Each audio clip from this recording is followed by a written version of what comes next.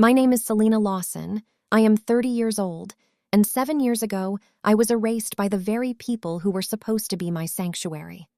To the outside world, the Lawsons were the gold standard of Ridgewood, Ohio. My father, Marcus Lawson, was a high-stakes litigation attorney who drove a midnight blue 2021 BMW 7 Series and never had a hair out of place, while my mother, Diane, was the perennial chairwoman of every charity gala within a 50-mile radius. They lived in a sprawling 5-bedroom colonial on Oakmont Drive, a house filled with original oil paintings and the suffocating scent of expensive lilies.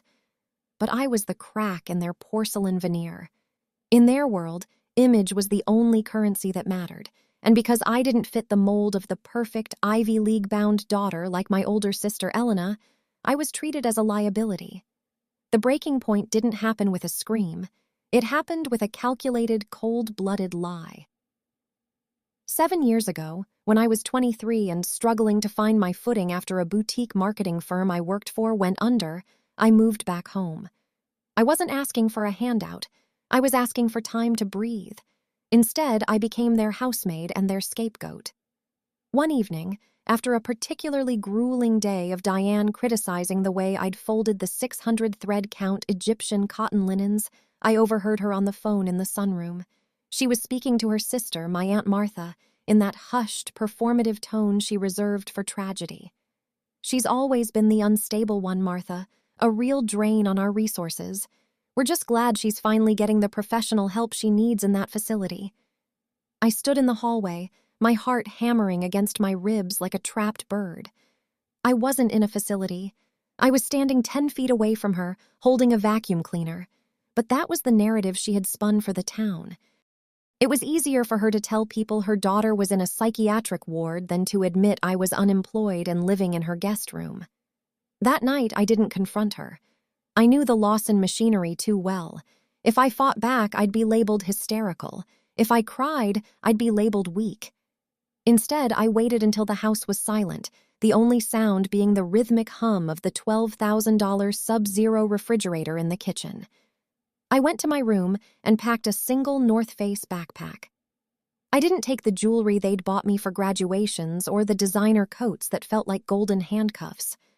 I took 3 pairs of jeans, 5 t-shirts, and my waitressing uniform from the diner where I'd been secretly pulling double shifts. I counted my cash on the edge of the bed, exactly $204.12 in crumpled fives and singles, the metallic smell of coins staining my palms. I walked 3 miles in the damp Ohio air to the Greyhound station on 4th Street. The ticket to Portland, Oregon cost me $118, leaving me with less than $100 to reinvent a life. As the bus pulled away from the curb at 4:15 a.m., I watched the streetlights of Ridgewood fade into a blur of amber. I was terrified, but for the first time in 23 years, I was also light. While my mother was likely waking up to her scheduled Pilates session and preparing to tell more lies at the First Presbyterian luncheon, I was crossing state lines into a void. I spent my first 2 weeks in Portland sleeping on a bleach-scented bunk in a crowded homeless shelter on Burnside Street. The air was thick with the smell of industrial cleaner and desperation. I remember the exact texture of the thin, scratchy blue blanket they gave me, and the way the fluorescent lights never seemed to fully turn off.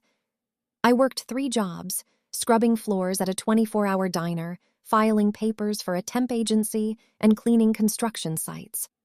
I didn't call home. I didn't check their social media. I let myself be the ghost they wanted me to be. But I'm getting ahead of myself. Now, let me take you back to last Tuesday, 7 years after I stepped off that bus. I was sitting in my corner office on the 4th floor of the Pearl District Heights building. The office is a testament to everything they said I could never achieve. The floors are polished concrete, the furniture is minimalist walnut from a local designer, and the floor-to-ceiling windows offer a panoramic view of the Willamette River and the snow-capped peak of Mount Hood. As the chief operating officer of a $14 million community development firm, my days are filled with urban planning, multi-million-dollar grants, and managing a staff of 65 professionals. I wear tailored charcoal suits and a vintage Cartier tank watch I bought for myself when we closed our first 8-figure deal. I am no longer the unstable one. I am the one who builds. My assistant, Marcus, ironically sharing my father's name, knocked softly on the heavy glass door before stepping in. He looked uncharacteristically nervous. "Selena, your personal line has been ringing off the hook since 6 a.m., he said, setting a printed call log on my desk.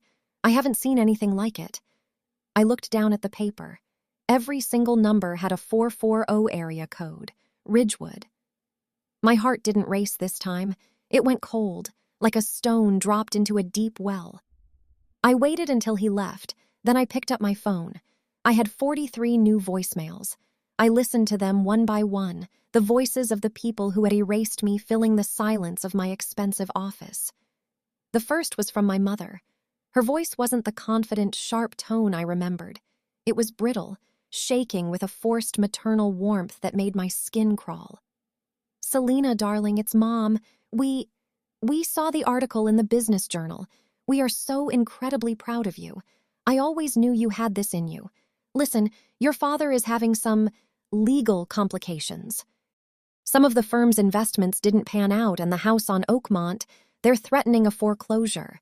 It's all a big misunderstanding, of course, but we need someone with your expertise. Call me back immediately." The next was from my sister, Elena, the golden child who had ignored every one of my emails during my first year in Portland when I was starving. Her voice was frantic. "Selena, you have to help. Dad is in deep trouble with the IRS and they've frozen the accounts. Mom is losing her mind. We need $50,000 just to keep the lawyers on retainer for the next month. You're a COO now, that's pocket change for you, right? Please, Selena, we're family." Not one of the 43 messages contained the words, "I'm sorry." Not one person asked where I had been for 7 years, or how I had survived those nights in the shelter when the temperature dropped below freezing and I didn't have a coat. Every single message was a variation of "help me." They didn't want their daughter or sister back. They wanted a lifeline for the sinking ship of their reputation. They were still the same people who had stood at a luncheon and laughed while calling me a drain on their resources. Only now, the resources had run dry, and they had come to harvest mine. I stood up and walked to the window, looking down at the 2024 black Rivian R1S parked in my reserved spot below. That car cost $92,000, and I paid for it in cash. My rent for my loft in the Pearl District is $4,500 a month. I pay my taxes. I donate $20,000 a year to the shelter that gave me a bed when I had nothing. And I know exactly what my time is worth. The contrast between my current reality and the memories of Ridgewood felt like a physical weight. I thought about my father's BMW, probably being towed away by a bank representative in a cheap suit, and my mother's lilies wilting in a house that no longer belonged to her. The injustice of it all was a bitter taste in my mouth, the way they expected me to bridge the gap they had created with their own cruelty. I remember the last gala I attended in Ridgewood before I left. It was the annual summer solstice event at the country club. The tickets were $500 a plate. I was wearing a dress I'd bought at a thrift store that my mother had spent the entire evening making fun of. She'd told the mayor's wife that I was going through a phase of rebellious poverty. I had stood there, smiling until my face ached, while they treated me like an embarrassing footnote in their success story. Now, the roles had flipped with a violent, poetic symmetry. They were the ones facing public execution in the court of Ridgewood gossip, and I was the one holding the keys to their salvation. But I've learned a lot in 7 years about the price of things. I've learned that a $118 Greyhound ticket can buy you a soul, and that $14 million in assets can't buy back a daughter you threw away. I looked at the phone, the screen still glowing with the notification of the 43rd voicemail. It was from my father. His voice was the hardest to hear. The man who taught me that litigation was war, now sounding like a defeated soldier. "Selena, if you're listening, we're at the end of our rope. The Ridgewood Gala is in 2 weeks, and if we don't have the funds to settle this, the announcement will be public. Please, don't let us fall."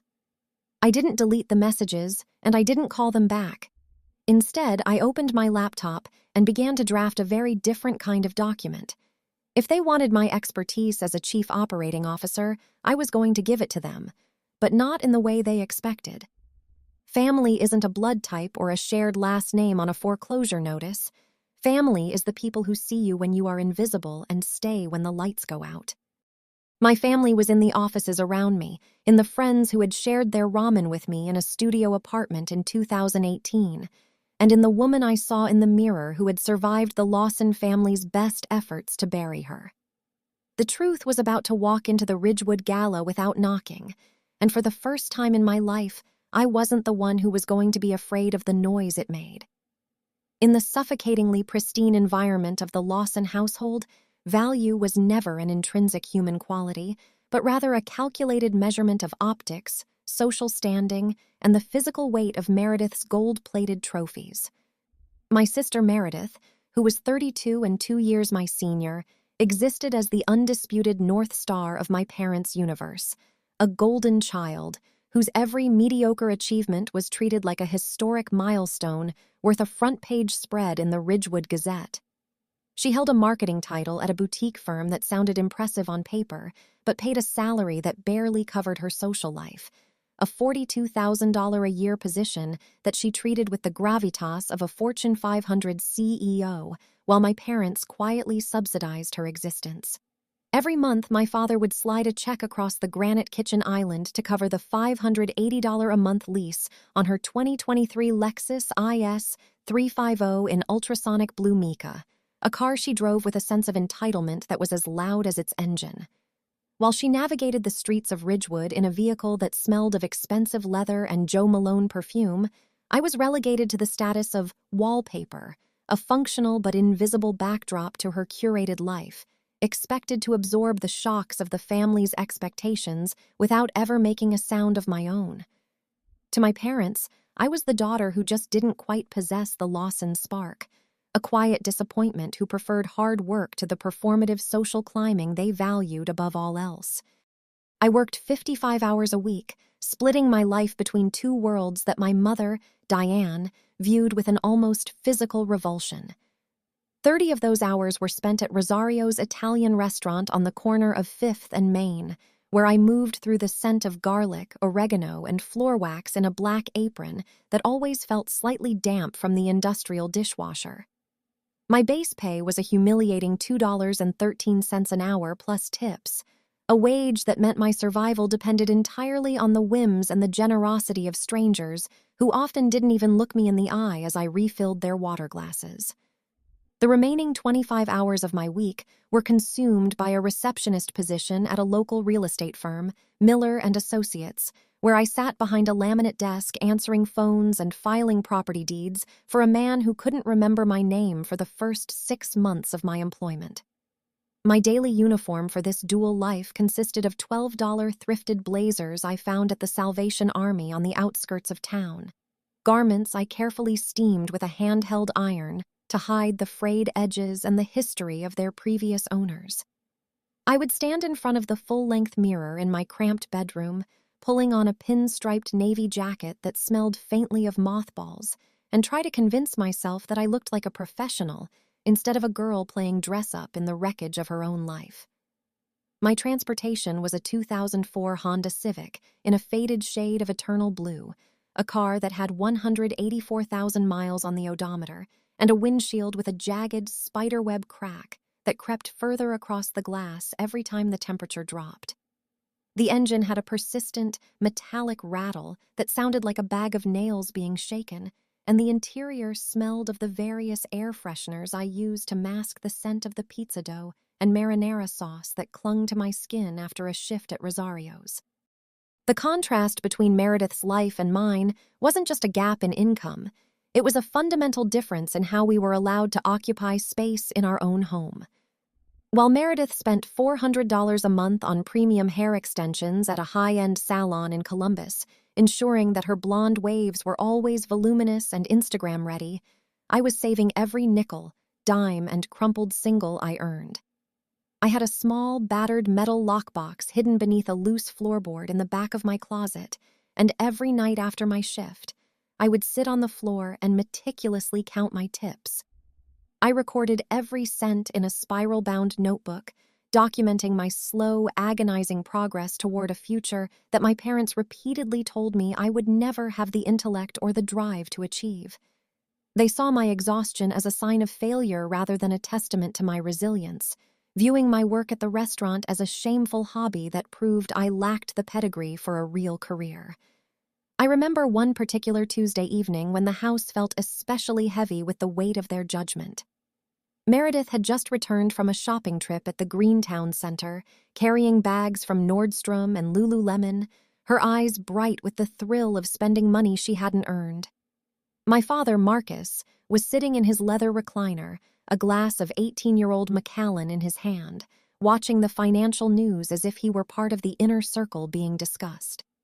Meredith began complaining about the cost of the maintenance on her Lexus, mentioning that the dealership wanted $300 for a specialized oil change and detailing service.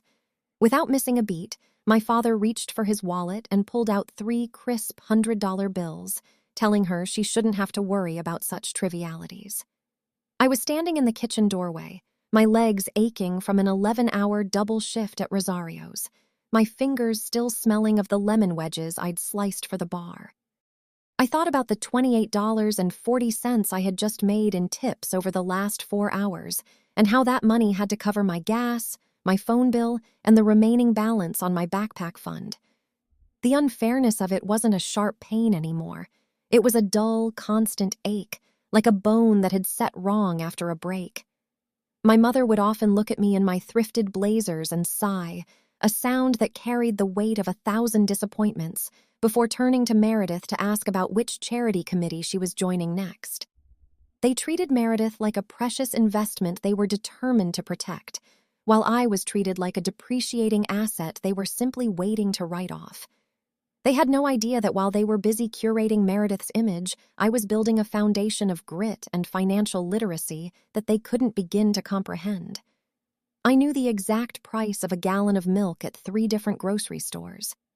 I knew how to stretch a tank of gas in my aging Honda by coasting into stops, and I knew that every dollar I tucked into that lockbox was a brick in the wall I was building between myself and their toxicity. Meredith would laugh about my little jobs, calling me the family's resident blue-collar worker while she sipped espresso from a $5,000 Jura machine that my parents had gifted her for her birthday. She didn't see the way I watched the real estate brokers at Miller and Associates, learning the vocabulary of property law and the mechanics of commercial leases while I filed their paperwork. She didn't see the way I managed the chaos of a Friday night rush at Rosario's, coordinating orders and handling angry customers with a level of diplomatic skill that her marketing degree hadn't taught her. To her, I was just Selena, the sister who drove the loud car and wore the cheap clothes, the one who was destined to stay in Ridgewood and eventually marry a local mechanic or a high school teacher. The reality was that I was already halfway out the door, even if they couldn't see it yet. I had calculated that I needed exactly $5,000 to move to a city where no one knew the Lawson name, a place where my worth wouldn't be measured by the model of my car or the price of my hair.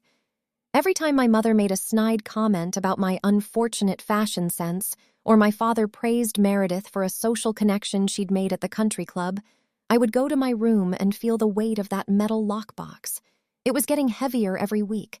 The 2004 Honda Civic might have been an eyesore parked next to the gleaming BMW and Lexus in our driveway, but it was mine, and it was going to be my chariot of fire when the day finally came to leave this colonial-style prison behind. I was the wallpaper that had started to peel, revealing the iron-strong structure underneath, a structure they had spent 30 years trying to ignore. I would sit at the kitchen table late at night, long after the rest of the house had gone silent, and eat a bowl of generic brand cereal while looking at the framed photographs on the mantel. There was Meredith at her graduation, Meredith at her debutante ball, Meredith receiving an award for her community involvement that mostly involved taking selfies at fundraisers. There were almost no photos of me after the age of 12. It was as if they had stopped seeing me once I stopped being a reflection of their own vanity. I was a ghost in my own home, a phantom who worked 55 hours a week to fund her own disappearance. They thought they were punishing me with their neglect, but they were actually giving me the greatest gift of all, the ability to exist without their approval. I was learning that the golden child was a prisoner of the pedestal she stood on, while the wallpaper was free to move through the house unseen, gathering the tools necessary to tear it all down. Every nickel saved was a silent rebellion. While Meredith was checking her reflection in the rearview mirror of her subsidized Lexus, I was checking the balance of my secret savings account at a credit union 3 towns over so my father wouldn't see the statements. I was earning my freedom $2.13 at a time, plus the grease-stained tips of the working class. I was the Lawson who wasn't supposed to make it, the one they had already written out of the family script, but I was the only one who actually knew how to survive a storm. When the windshield on the Honda finally shattered completely, or when the trophies on the mantel began to gather dust as the Lawson fortune started its inevitable decline, I wouldn't be the one looking for a handout. I would be the one who had already built a world they weren't invited to inhabit. The definitive betrayal that finally severed the fraying cords of my relationship with the Lawson family occurred on Thanksgiving Day in 2019, an afternoon that remains etched in my memory with the crystalline clarity of a crime scene. The air inside the Oakmont Drive estate was a suffocating cocktail of smells, dominated by the savory, herbaceous aroma of a 20-pound organic turkey, roasting with fresh rosemary, and the cloying synthetic floral notes of my mother's favorite $45 Joe Malone peony and blush suede candles that she placed strategically in every room to signal wealth to our arriving guests. I had spent the morning scrubbing the baseboards and polishing the heavy silver service until my knuckles were raw, moving like a ghost through the house while my sister Meredith lounged in the living room, sipping a mimosa and showing off her new $1,200 David Yurman cable bracelet to our great-aunt Beatrice. By the time we sat down at the mahogany dining table, which was draped in a $300 hand-pressed Belgian linen cloth and set with the family's finest Waterford crystal and Wedgwood china, my legs were throbbing from a double shift at Rosario's the night before, and my mind was fixated on a single, terrifying number, $12,450. That was the remaining balance for my final semester of university, a hurdle that stood between me and a life of independence away from the psychological warfare of Ridgewood. I waited for a lull in the performative conversation, a moment between my father's boastful lecture about his latest litigation victory and my mother's detailed breakdown of her upcoming country club committee gala. My heart was a frantic drum against my ribs as I cleared my throat, my fingers trembling slightly as they brushed against the heavy silver fork that cost more than my weekly grocery budget. I looked across the table at my mother, Diane, who was glowing under the soft light of the $5,000 Schonbeck crystal chandelier, and I asked a question that I thought was safe, a question about a promise made years ago by the only person in this family who had ever truly seen me.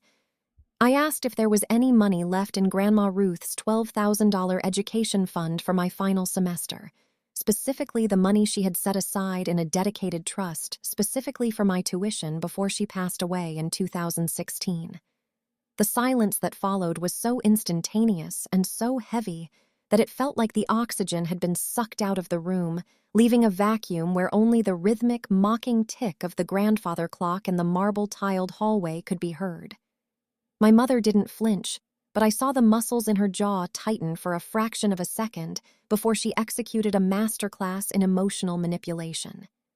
She slowly set down her Waterford crystal wine glass, which was filled with a $90 bottle of Cakebread Cellars Chardonnay, and reached for her silk napkin with a deliberate, trembling hand.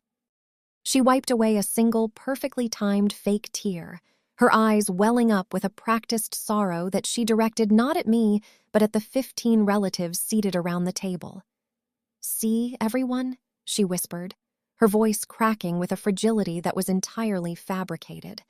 "This is exactly the kind of erratic, unstable behavior I've been telling you all about for months. She's developed this tragic obsession with money she didn't earn, a fixation on a legacy that was never meant to be a handout for her lack of direction. My father, Marcus, refused to meet my gaze, staring intensely at his $22 per pound heritage breed turkey breast as if the meat held some secret legal defense for the awkwardness of the moment. My brother Kyle, who had spent the last hour bragging about his new $3,000 gaming rig, didn't even try to hide his disdain. He simply leaned back in his chair and smirked at me, a look that said he knew exactly where the bodies were buried, and he found the burial funny. The gaslighting was so seamless that for a moment I actually felt the room tilt, as if I were the one who had committed a social atrocity by asking about my own inheritance. My relatives began to murmur amongst themselves, their eyes filled with a toxic mixture of pity and judgment, looking at my thrifted $12 blazer as if it were proof of my mental decline rather than a badge of my hard work. I sat there, frozen, while my mother continued her monologue about the burden of having a daughter who didn't appreciate the roof over her head or the sacrifices made for her well-being. I felt small, discarded, and utterly insane, which was precisely the outcome Diane Lawson had spent 23 years perfecting. The dinner continued with a forced, brittle cheerfulness, the sound of silver clinking against porcelain sounding like tiny hammers against my skull, while I retreated into a hollow shell of myself, counting the minutes until I could escape the suffocating weight of their collective gaze. Later that evening, after the guests had departed in their gleaming SUVs and the house had settled into a deceptive quiet, I was upstairs in my room when I heard the low, conspiratorial murmur of voices drifting through the old brass kitchen vent that connected to the pantry below my floorboards. I pressed my ear to the cold metal grate, my breath hitching in my throat as I recognized the sharp, decisive tone of my mother speaking to my father. "You handled that well, Marcus," she said, her voice devoid of the fake tears and maternal concern she had displayed at the table. "If she had gone to the bank to check the Ruth Trust, we would have had a real disaster on our hands before the gala." My father's response was a low, grumbling mumble, something about the legality of the signatures, to which my mother laughed, a cold, sharp sound that made the hair on my arms stand up. "The signatures are a non-issue, Marcus. I moved that $12,000 months ago. Meredith couldn't possibly have started the semester without her sorority dues paid in full, and that down payment on the Lexus was the only way to ensure she looked the part for the recruitment season.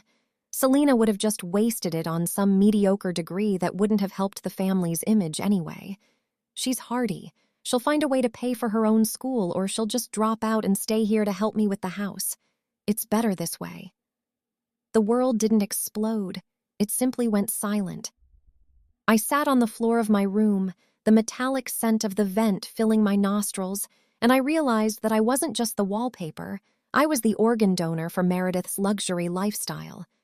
My mother had forged my signature on a legal trust document, committing a felony to ensure that her favorite daughter could drive a 2023 Lexus IS350 while I drove a 2004 Honda Civic with a cracked windshield. They had stolen my future to pay for a marketing major's social standing. The $12,000 that Grandma Ruth had intended to be my ticket out of Ridgewood had been liquidated to buy ultrasonic blue mica paint and invitations to themed parties at a Greek house on a campus 60 miles away. My parents weren't just disappointed in me, they were actively predatory, using my existence as a resource to be harvested whenever the golden child's appetites exceeded their own dwindling cash flow. I looked at my North Face backpack sitting in the corner of my room, the one I had used to carry my heavy textbooks and my waitressing uniform for years. In that moment, the hurt didn't vanish, but it transformed into a cold, hard diamond of resolve that settled in the center of my chest. I knew that if I stayed, I would eventually become exactly what they wanted, a broken, dependent shadow who would spend her life serving their vanity until there was nothing left of me. I thought about the $204.12 I had saved in my lockbox, the meager sum that was supposed to be for my car repairs, and I realized it was now my entire net worth. I realized that my mother's $45 Joe Malone candles didn't just smell like peonies, they smelled like the theft of my education. Every expensive thing in this house, from the Waterford crystal to the $12,000 Sub-Zero fridge, was a monument to a family that would rather commit fraud than admit their middle-class reality. I didn't sleep that night. I listened to the house groan and settle, watching the moonlight crawl across the faded rug I'd had since I was 10. I spent the hours meticulously planning my exit, not with the anger of a victim, but with the cold efficiency of the chief operating officer I would one day become. I realized that my family had given me a gift, after all. Though it was a cruel one, they had taught me that no one was coming to save me and that the only person who would ever truly look out for Selena Lawson was Selena herself. I thought about Grandma Ruth, a woman who had worked 30 years in a textile mill to save that money, and I vowed that I would make that $12,000 back 1,000 times over. I wouldn't just survive. I would build an empire that would make the Lawson Colonial look like a dollhouse. When I finally stood up at 3 a.m. to begin packing, my movements were precise and silent. I didn't take anything that didn't belong to me, leaving behind the few nice outfits my mother had bought me to ensure I didn't embarrass her at public events. I left a note on the kitchen island, right next to the $90 bottle of wine that was still half full, but I didn't write a long, emotional plea for understanding. I simply wrote, "I hope the Lexus was worth it." I walked out the front door, the heavy oak clicking shut behind me with a finality that echoed through the empty street. The 2004 Honda Civic started with its usual rattling protest, the cracked windshield refracting the morning light into a million jagged pieces, and as I pulled away from the curb of Oakmont Drive, I didn't look back in the rearview mirror once. I was headed toward a Portland homeless shelter with $86.12 in my pocket and a heart made of reinforced steel, leaving the Lawsons and their $45 candles to burn down their own house of lies in my absence. The betrayal of 2019 wasn't the end of my story. It was the prologue to the person I was finally allowed to become. I sat in the driver's seat of my 2004 Honda Civic that night, the engine idling with its familiar rhythmic rattle that felt like a death rattle for the life I was leaving behind on Oakmont Drive. Outside, the Ohio winter was beginning its first true assault, and I watched through the spiderweb crack in the windshield as the snow began to pile up in thick, heavy flakes that looked like falling ash in the glow of the nearby streetlights. The heater was blowing a pathetic stream of lukewarm air that smelled of old dust and damp upholstery, barely enough to keep the frost from forming on the inside of the glass. But I didn't care about the cold anymore because the interior of my parents' house had been far more frigid than any Midwestern storm.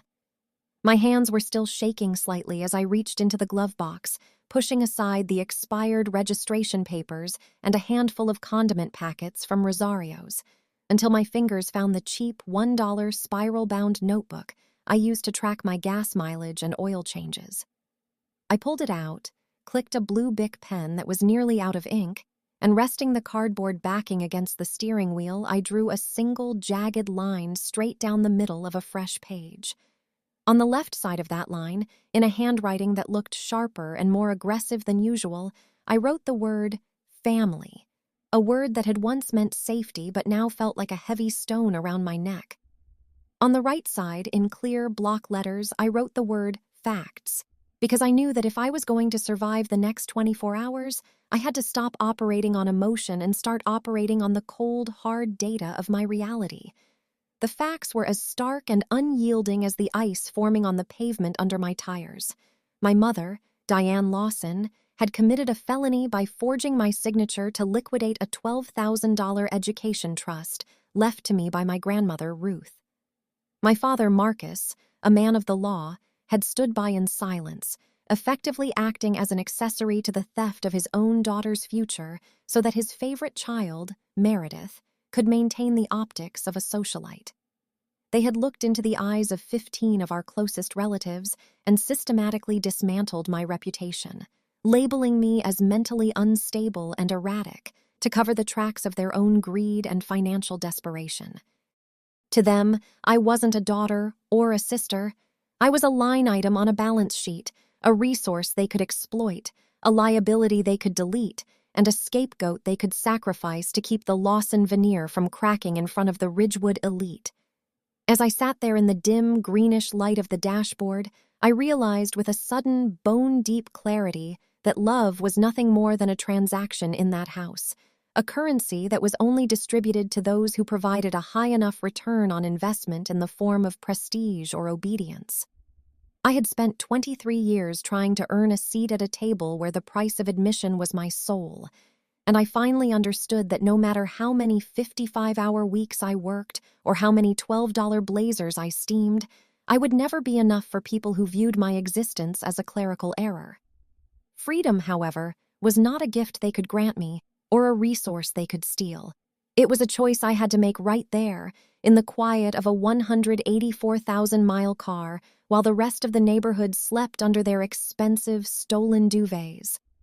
I looked at the list of facts again, the ink of the blue pen bleeding slightly into the cheap paper, and I felt a strange, terrifying sense of peace wash over me. I didn't cry because tears were a luxury I couldn't afford and a sign of the vulnerability they had always used against me, and in that moment, there was no room left for grief, only for the logistical execution of my escape. I clicked the pen closed and tossed the notebook back onto the passenger seat next to my North Face backpack, which contained the entirety of my life's worth of belongings, minus the $12,000 they had already taken from me.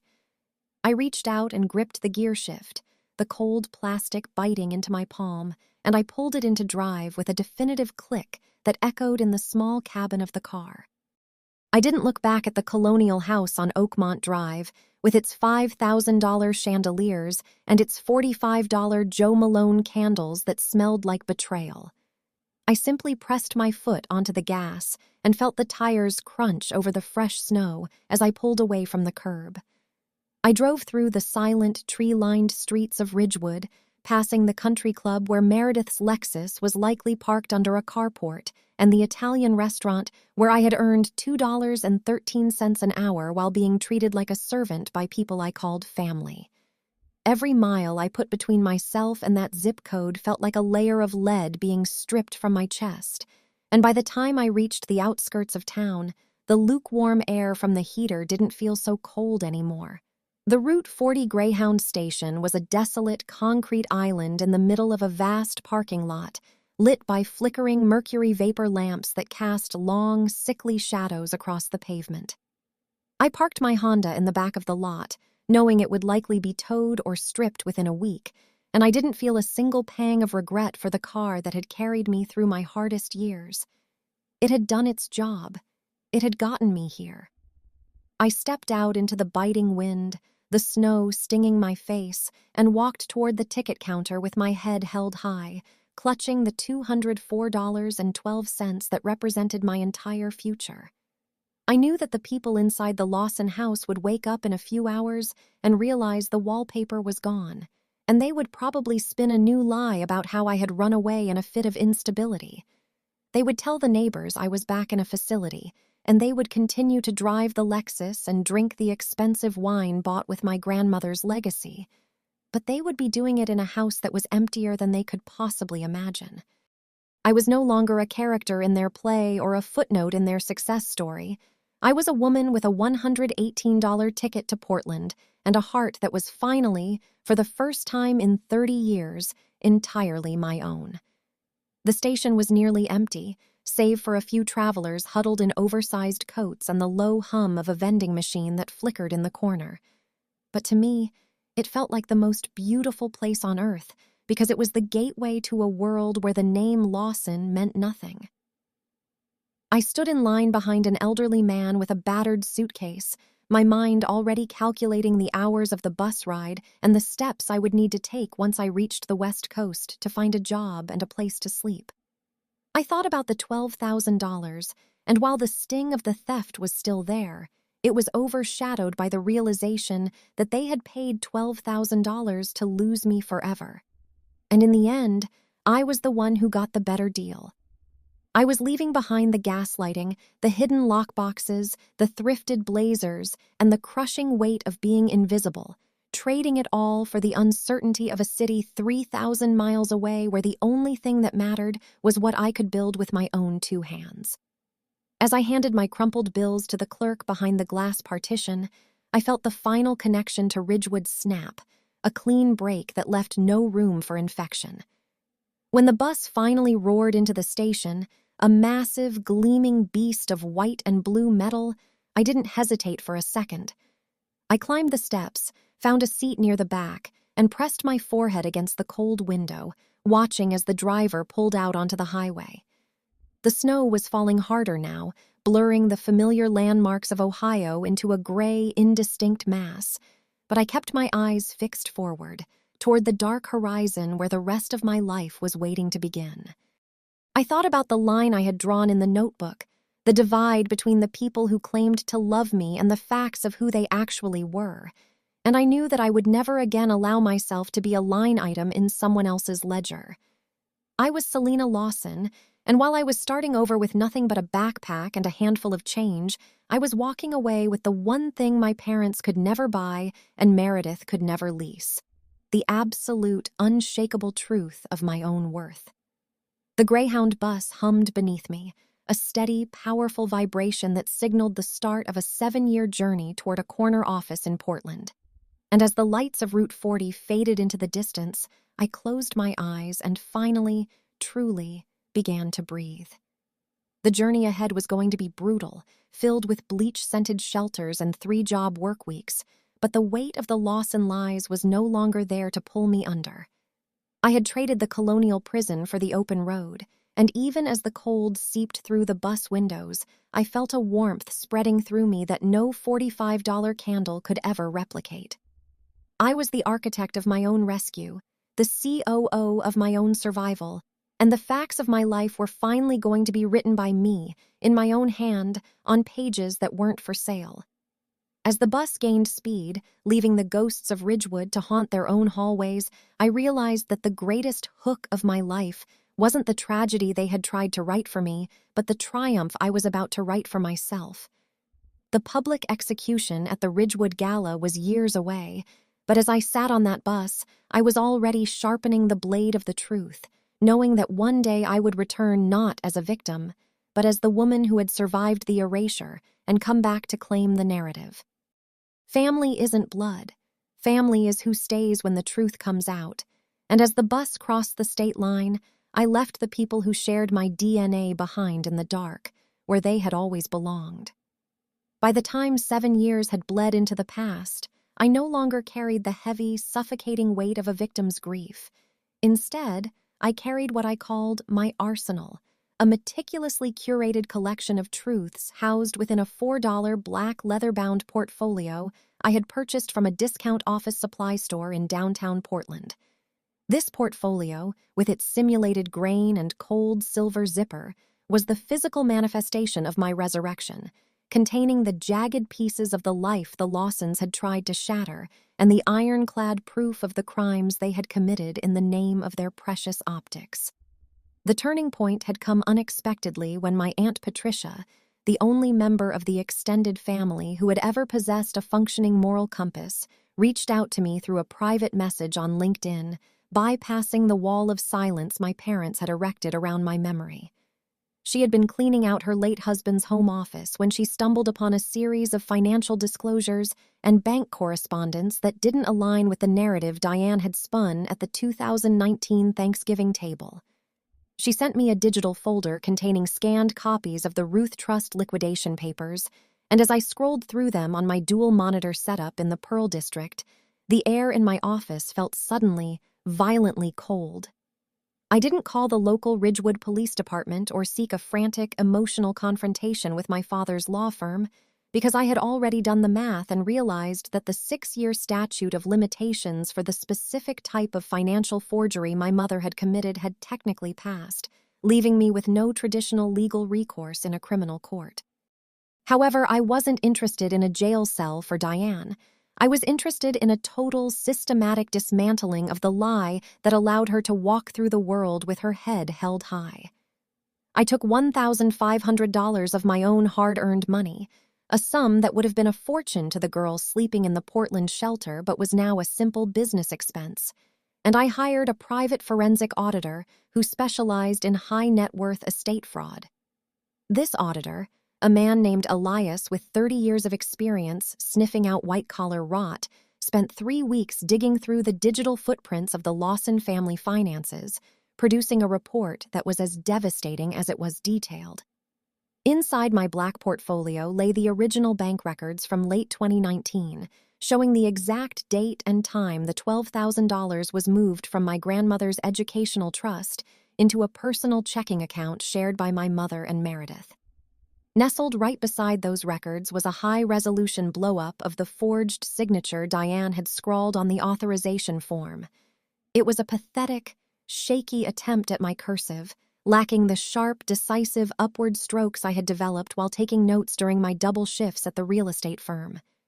Elias had also managed to obtain the internal bank memos where a junior clerk had flagged the signature as inconsistent, only to be overruled by a branch manager who happened to be a regular at my father's country club.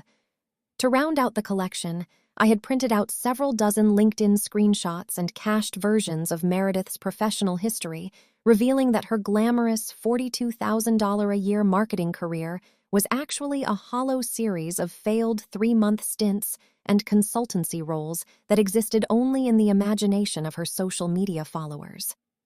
The golden child was a professional ghost, a woman who had been subsidized by stolen inheritance and parental desperation to the point of absolute atmospheric pressure.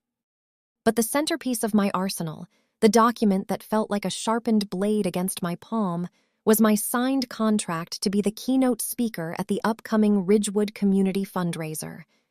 It was the irony of a lifetime, a cosmic joke that I was more than happy to deliver the punchline for.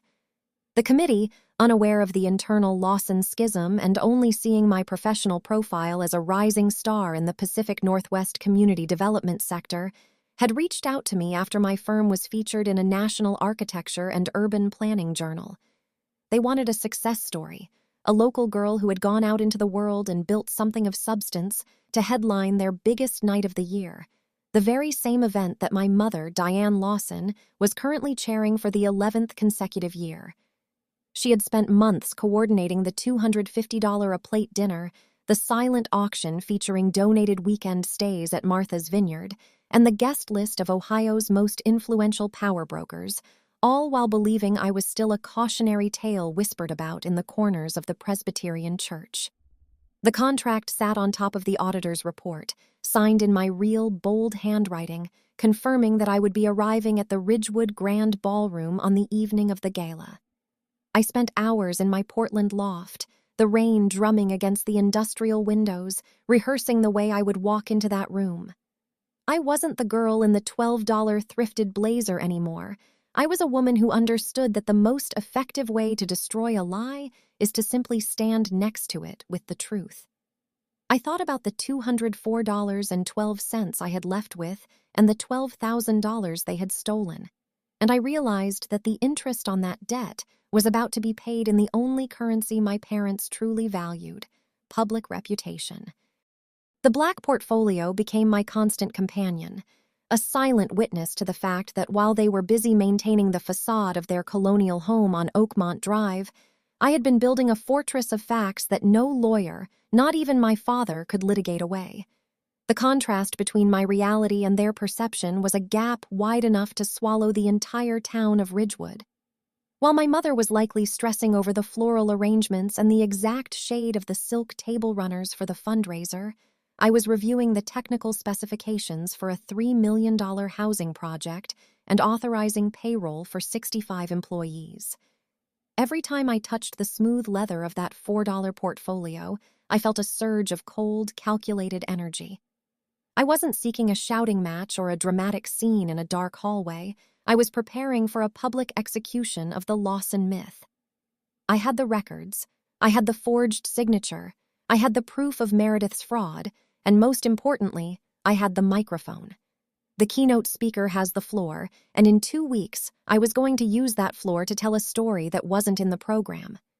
I remember looking at the LinkedIn screenshots of Meredith posing in front of a glass office building in Columbus, a place she hadn't actually worked at in over 2 years, and feeling a strange sense of pity that was quickly eclipsed by the memory of the cold kitchen vent on Thanksgiving night. They had gambled everything on the idea that I would disappear, that I would become the unstable ghost they had painted me to be, and they had lost. The $1,500 fee for the auditor was the best investment I had ever made, proving that every penny my mother moved to cover Meredith's sorority dues and Lexus payments was a breadcrumb leading back to her own downfall. My father's 2021 BMW and my mother's Joe Malone candles were just props in a play that was about to be canceled mid-act. As the date of the gala approached, I began to receive the formal invitations and the committee emails, many of which had my mother's name in the CC line. I wondered if she even looked at the names of the speakers, or if she was so blinded by her own self-importance that she assumed the S. Lawson on the itinerary was a different person entirely, perhaps a distant relative of the local Steele family. Or maybe she thought she could still control me, that if she saw me, she could simply pull the strings of my old insecurities and make me dance to the Lawson tune once again. She had no idea that the girl she had bullied and robbed was dead, replaced by a chief operating officer who didn't take notes on $1 notebooks anymore unless she was planning a hostile takeover. I packed my arsenal into my carry-on bag for the flight to Ohio, the black portfolio tucked securely between my laptop and a $1,400 tailored Navy suit from a boutique in the Pearl. I wasn't going back to Ridgewood to ask for an apology or to beg for a place at their table. I was going back to show them the table I had built for myself and to invite the entire town to watch as I pulled the tablecloth out from under the Lawsons' banquet of lies. The 43 voicemails on my phone were still there, a digital record of their desperation, but I didn't need to listen to them anymore. I had the facts, and the facts were that the golden child was a fraud, the patriarch was a coward, and the chairwoman of the Ridgewood Community Fundraiser was a thief. The final page of my portfolio was a printed quote from a philosophy book I'd read during my first year in Portland. Dignity is not something you are born with. It is something you build out of the ruins of what people tried to make you. As the plane touched down on the tarmac in Columbus, I zipped the black leather shut with a final metallic click, ready to deliver the most expensive speech Ridgewood had ever heard. The atmosphere inside the Ridgewood Community Center was thick, with the scent of institutional floor wax and the heavy, lingering aroma of what I call classic Ohio catering. A $18 a plate spread of rubbery chicken piccata, over-salted mashed potatoes, and lukewarm green beans that had been steamed into a state of gray-green submission. There were exactly 215 people packed into the room, a sea of local business owners, church elders, and social climbers who navigated the space with a practiced Midwestern politeness that I had once found comforting, but now viewed as a thin veil for stagnant ambition. My mother, Diane Lawson, was positioned front and center at the head table, a spot she had occupied with predatory grace for over a decade, draped in a $300 navy silk wrap dress from a boutique in Columbus that she likely told everyone was custom-made. She was playing the part of the town's saint with terrifying precision, leaning in to whisper consolations to the grieving widow of a local councilman and adjusting the floral centerpieces with the practiced hand of a woman who believed she owned the very air in the room. She was basking in the glow of her own curated importance, blissfully unaware that the expert speaker from Portland, the professional powerhouse the committee had been buzzing about for 6 months, was the same daughter she had systematically erased and rebranded as a psychiatric patient to protect the family's fragile reputation. I chose to enter through the side service entrance, slipping past the industrial kitchen where the staff was frantically plating the last of the lemon butter sauce, because I wanted to observe the room before I allowed the room to observe me. I was wearing a $1,200 charcoal gray boss suit that fit like a second skin, the fabric a high-twist Italian wool that shimmered slightly under the harsh fluorescent lights of the community center, paired with a crisp white silk blouse and $250 black leather Cole Haan pumps that clicked against the linoleum with a sound like a ticking clock.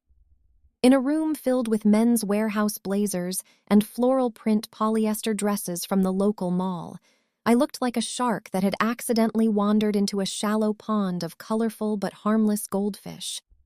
I carried my $4 black leather-bound portfolio under my left arm, the weight of the forensic auditor's report and the forged bank records feeling like a physical anchor to the truth. I stood in the shadows near the heavy velvet curtains of the stage, watching my mother laugh at something Pastor Briggs said, her head tilted back to reveal the $2,000 diamond pendant my father had bought her using the last of the money they'd siphoned from my grandmother's trust. The irony was so thick I could nearly taste it, a metallic tang of adrenaline and cold, calculated patience that had been 7 years in the making. I watched as my father, Marcus, adjusted his silk tie, a shade of deep burgundy that matched the Ridgewood High School colors, and leaned over to pat Meredith's hand. Meredith was sitting to my mother's right, wearing a $400 Ted Baker dress that was clearly a size too small, her hair extensions styled in the same over-processed waves she had worn since college.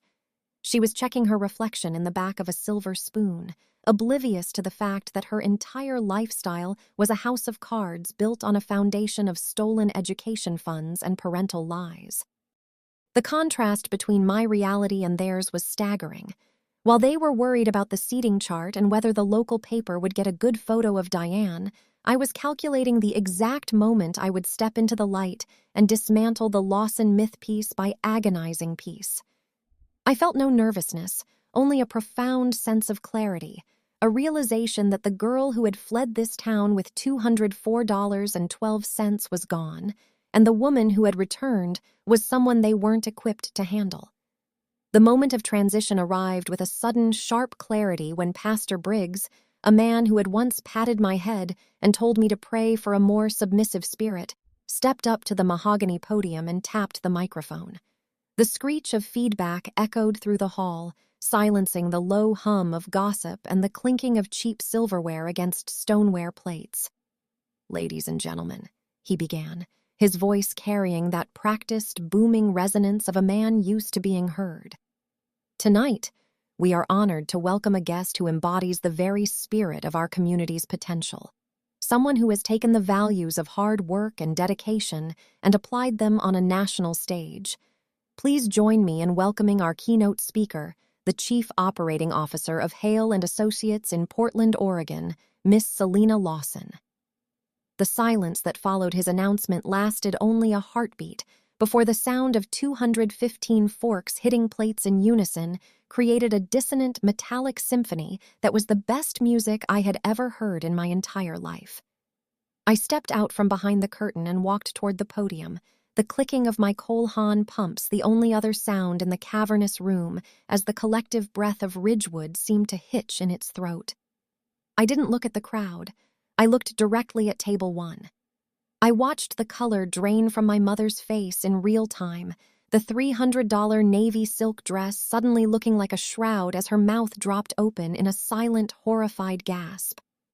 My father froze with a piece of chicken piccata halfway to his mouth, his eyes widening behind his expensive spectacles as the realization of my presence crashed over him like a cold Atlantic wave. Meredith dropped her spoon into her water glass with a splash, her face twisting into a mask of pure, unadulterated panic as she recognized the sister she had helped bury 7 years ago.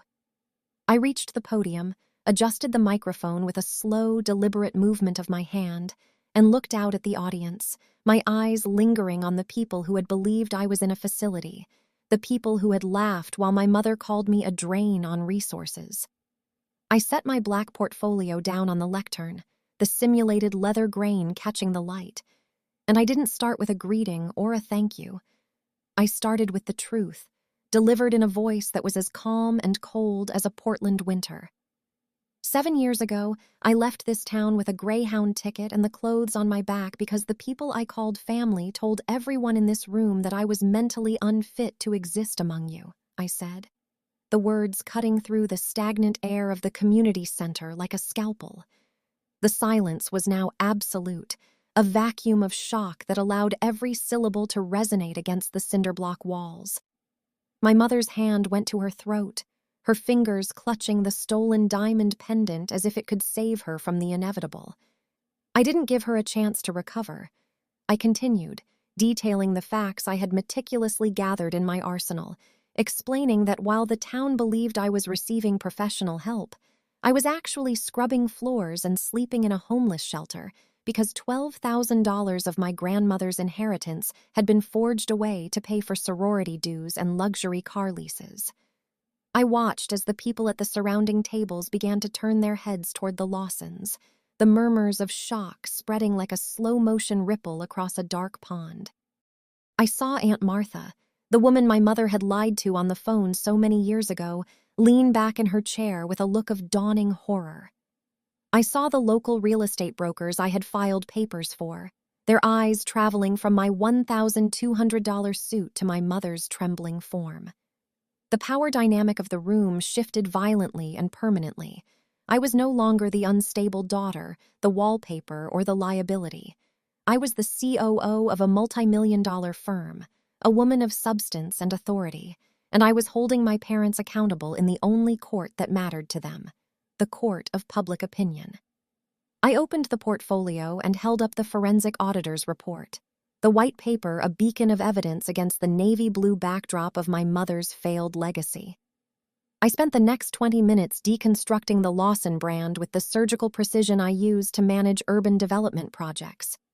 I spoke about the $2.13 an hour I earned at Rosario's while my sister drove a $580 a month Lexus subsidized by fraud. I spoke about the $12,000 that was stolen not just from me, but from the memory of a woman who had worked 30 years in a textile mill to ensure her granddaughter had a future. I saw the shame begin to settle on my father's shoulders, his posture collapsing as the litigation expert realized there was no defense for this particular testimony. Meredith looked down at her lap, her expensive hair extensions shielding her face from the judgmental stares of the people she had tried so hard to impress. It was a public execution, not of their lives, but of their lies, and I was the one delivering the final blow with every measured sentence. When I finally concluded my speech, I didn't wait for applause, and I didn't look for a reconciliation. I looked at my mother one last time, seeing the broken woman behind the $300 dress, the woman who had traded her daughter's soul for a seat at a head table. I realized then that she hadn't just lost a daughter. She had lost her power, her reputation, and the very optics she had spent her life worshiping. I closed my portfolio with a definitive snap, the sound echoing through the hushed hall, and I walked off the stage with the same steady, clicking pace I had used to enter. I didn't go to table one to hear their excuses or to witness their tears. I walked straight out the side door into the cold Ohio night, where my 2024 black Rivian R1S was waiting for me in the parking lot. The public execution was over, the debt was settled, and as I pulled away from the Ridgewood Community Center, I knew that the air I was breathing was finally, for the first time in my life, completely untainted by the scent of Lawson lies. I was headed back to Portland, back to the life I had built out of the ruins, leaving the goldfish to drown in the truth I had left behind. I did not stand before the 215 residents of Ridgewood to deliver a polished, predictable lecture on the mechanics of community growth or the strategic allocation of urban development funds, despite what the embossed parchment programs resting on the linen-draped tables suggested. Instead, I stood at the mahogany podium to deliver a masterclass in a subject the Lawson family had spent 30 years trying to avoid: absolute, unfiltered transparency. The air in the Ridgewood Community Center was heavy with the expectation of a success story, but as I reached out to the control panel integrated into the lectern, I felt a cold, surgical precision take over my movements. I opened my black leather portfolio, and with a single deliberate tap on the interface, I bypassed the generic title slide of my presentation and projected the first image of my arsenal onto the 10-foot high-definition screen that dominated the front of the ballroom. It was not a graph showing revenue increases or a blueprint for a new housing complex. It was a high-resolution scan of the 2019 bank statement from the Ruth Trust, clearly showing the $12,000 transfer and the jagged, fraudulent signature that my mother had scrawled in a desperate attempt to mimic my handwriting. 7 years ago, I told the room, my voice amplified by the professional sound system until it filled every corner of the silent hall, I was stood in a kitchen not far from here and told that I was mentally unstable and erratic, simply for asking about the existence of this very document. The silence that greeted my words was so profound that it felt like a physical weight, a collective holding of breath from 200 people who had spent a decade believing the narrative that Diane Lawson had carefully constructed. I looked directly at table 1, watching my mother's face transition from a mask of socialite composure to a shade of deep, bruised purple that matched the tart cranberry sauce sitting untouched on the dinner plates. The woman who looked you all in the eye at the first Presbyterian luncheon and told you her daughter was a drain on family resources is sitting right there at table 1, I continued, my finger pointing not with shaking anger, but with the steady, undeniable authority of a woman who had spent 7 years documenting her own erasure. The projection on the screen shifted to the next slide, displaying a chronological log of the 43 voicemails I had received in the last 72 hours, each entry time-stamped and labeled with the caller's name: Marcus Lawson, Diane Lawson, Meredith Lawson. I didn't just show the log. I pressed play on the first recording, letting my mother's brittle, manipulative voice fill the room, her words pleading for financial assistance and professional intervention now that she knew I was the chief operating officer of a $14 million firm. The audience listened to the woman they considered a pillar of the community beg for money from the daughter she had claimed was in a psychiatric facility. The contrast between her public saintliness and her private desperation laid bare for the entire town to see. I watched the local bank managers and the members of the school board lean away from the Lawson table, as if my parents were suddenly radioactive, the social capital they had spent a lifetime accumulating, evaporating in the heat of my digital evidence. The room remained so unnervingly quiet that the distinct rhythmic buzzing of Meredith's $500 iPhone could be heard vibrating against the hard surface of the table, a frantic electronic heartbeat that signaled her world was collapsing in real time. She tried to stand up, her face a contorted mask of panic and indignation, her mouth opening as if to shout a denial that would have no weight against the high-resolution proof projected above her head. But Aunt Patricia, my inside source who had provided the final pieces of the puzzle and who was seated directly next to her, reached out with a grip of iron and pulled her back down into her chair, a silent command that the performance was over and the audience was now required to listen. My sister looked like a trapped animal, her expensive hair extensions tangled and her silk dress suddenly appearing as cheap and hollow as the marketing career she had forged on the back of my stolen inheritance. I continued my presentation with a clinical detachment, scrolling through the forensic auditor's findings that detailed exactly how the $12,000 had been laundered through various accounts to cover the lease on a Lexus and the dues for a sorority house that I was never invited to visit. I showed the records of my own survival, the receipts from the Portland shelter, the pay stubs from the 3 jobs I worked simultaneously, and the first-year business license for my firm, building a narrative of resilience that stood in stark opposition to the Lawsons' narrative of theft.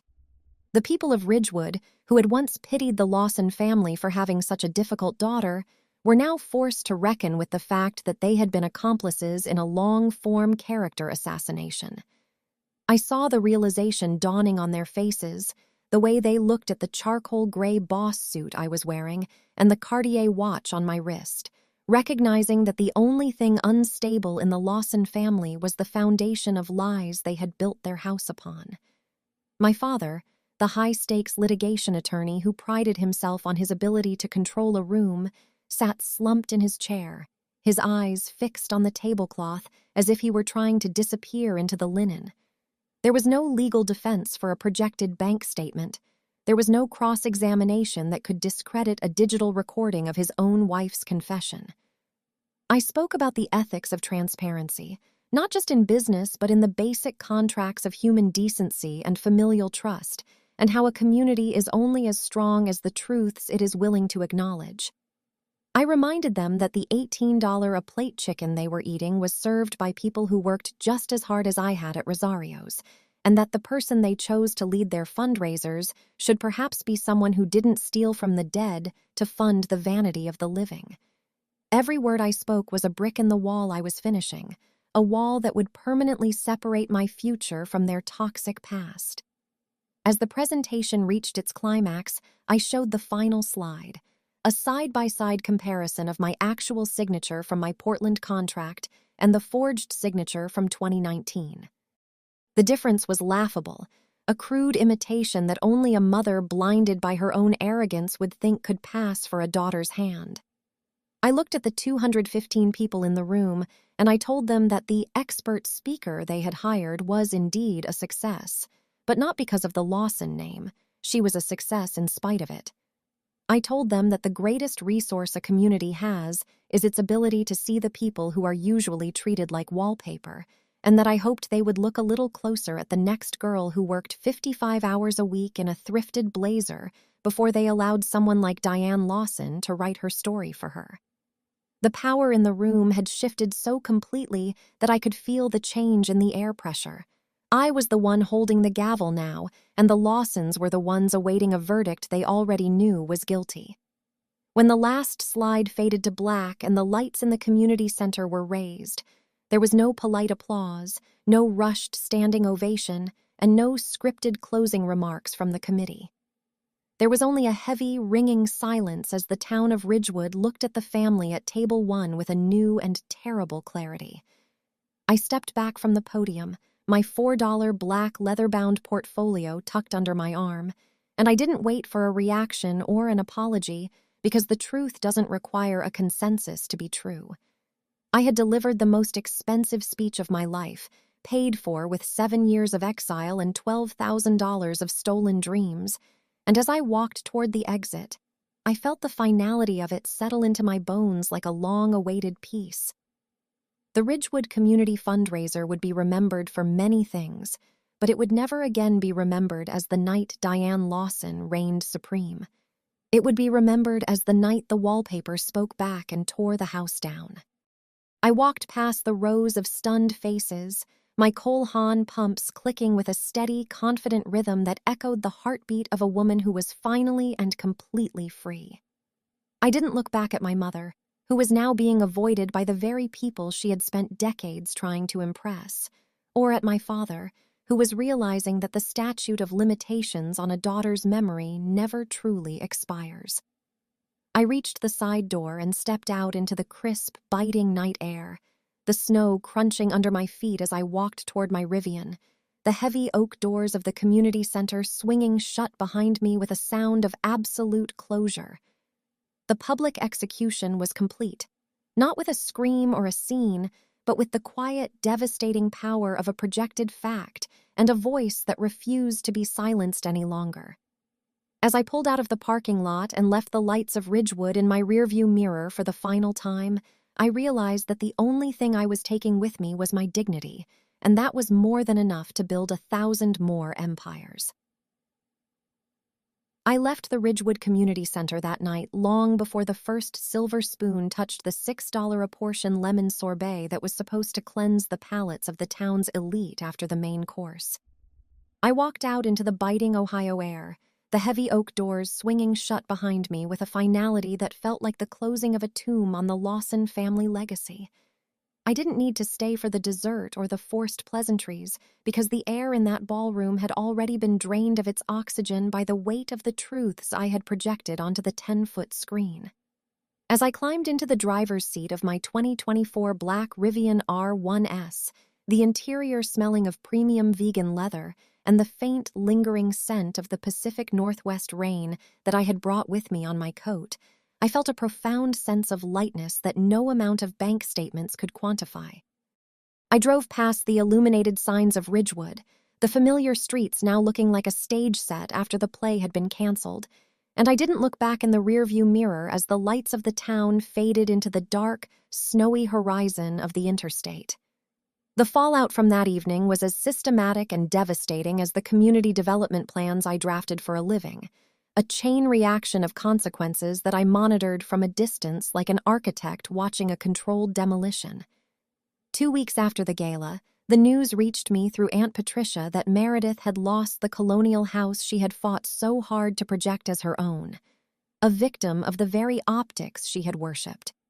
Without my parents' ability to mask their financial rot, and with the town's social circle now viewing the Lawson name as a liability, Meredith found herself standing in a kitchen filled with $12,000 appliances she couldn't afford, realizing that no one in the tri-state area would co-sign her $3,200 monthly mortgage.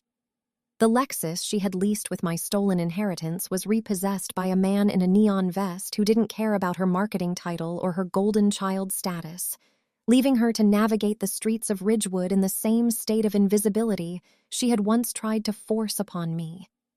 My mother, Diane, the woman who had lived for the prestige of the head table, was formally asked to step down from the First Presbyterian Church Board for what the official letter described as ethical inconsistencies, a polite euphemism for the fact that a thief cannot chair a charity. I returned to my life in Portland, a world I had built from the ground up without a single cent of their help or a single word of their encouragement. My 1,200-square-foot condo in the Pearl District felt like a sanctuary of truth, its floor-to-ceiling windows offering a view of the Willamette River that was far more expansive than the narrow, judgmental streets of Oakmont Drive. I remember the evening I finally arrived home, the silence of my apartment a stark and beautiful contrast to the dissonant clatter of the forks at the gala. I walked to my minimalist walnut kitchen island, the surface cool beneath my palms, and poured myself a single glass of $60 Cabernet Sauvignon, a 2019 bottle from a vineyard in the Walla Walla Valley. I sat on my charcoal gray sofa, the fabric high quality and honest, and I took out my phone to perform the final act of my liberation. I went through my contact list, and one by one, I blocked every single one of their numbers. Diane, Marcus, Meredith, each click of the screen a silent vow that their voices would never again have the power to vibrate in my pocket or my mind. The silence that followed wasn't empty. It was full of the peace that comes from knowing you have reclaimed your narrative from the people who tried to rewrite it as a tragedy.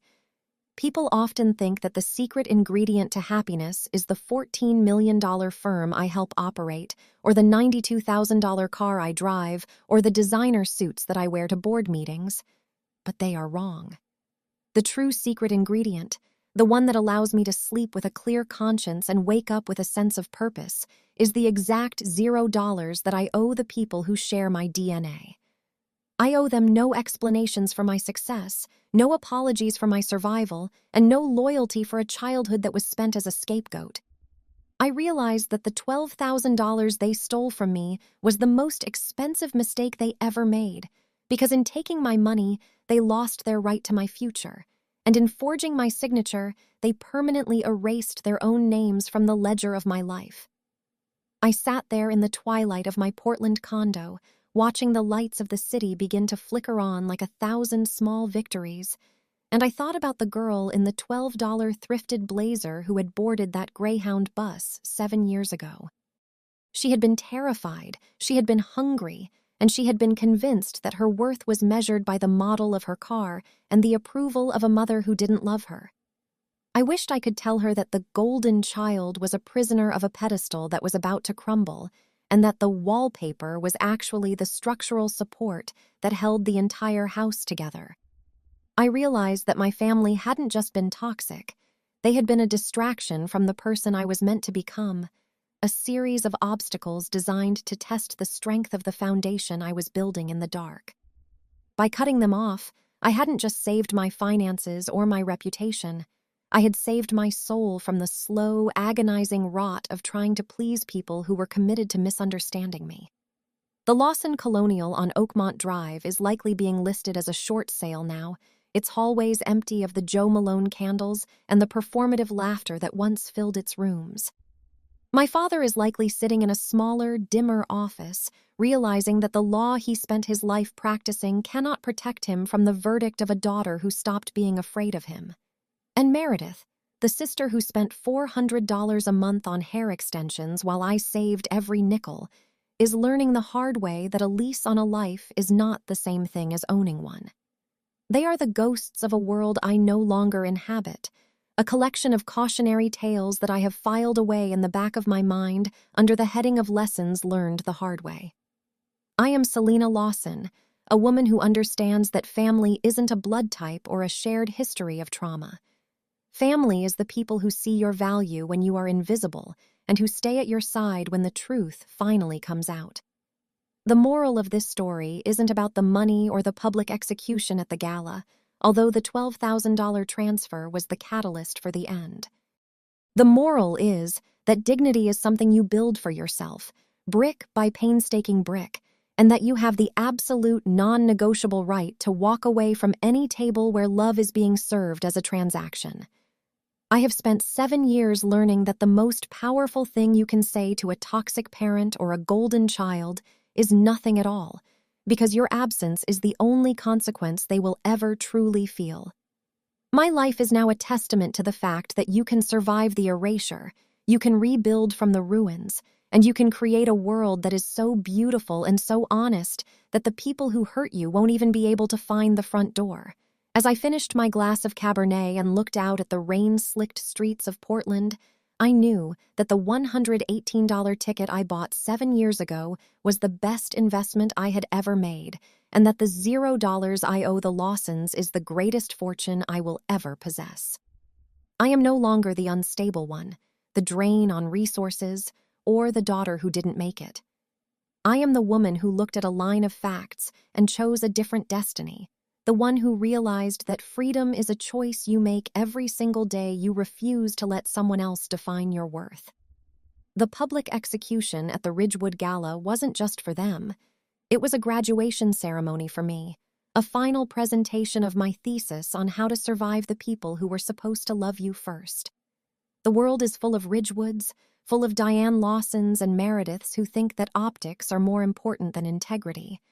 But the world is also full of people like me, the ones who work 55 hours a week in silence, gathering the tools to tear down the walls of the prisons they were born into.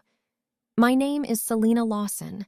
I am 30 years old, and for the first time in my life, I am not looking for a seat at someone else's table because I have finally, permanently, and spectacularly built my own.